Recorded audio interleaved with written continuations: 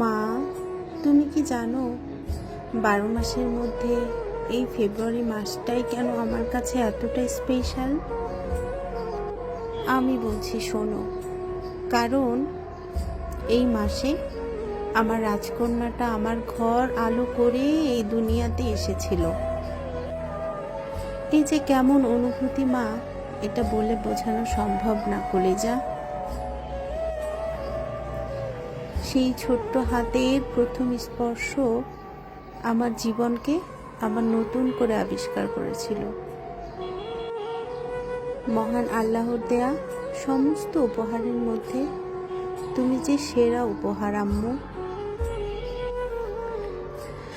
আমার 27 বছর আগে হারিয়ে ফেলা মা জননীকে আমি খুঁজে পাই তোমার মাঝে। তুমি কি সেটা জানো মা? তুমি কিন্তু আমার মাথার উপর এক বিশাল বড় আকাশের মতো। তুমি কিন্তু আমার জীবনের সব কিছু মা। মা, তোমাকে সব সময় কলিজা দিয়ে আগলে রাখবো। তুমি জানো না মা, তোমার জন্য কত মানুষের দোয়া আছে, আর মায়ের দোয়া সেটা তো সব সময় তোমার সাথে থাকবেই। তুমি অনেক ভালো মানুষ হও মা, অনেক ভালো মানুষ হও।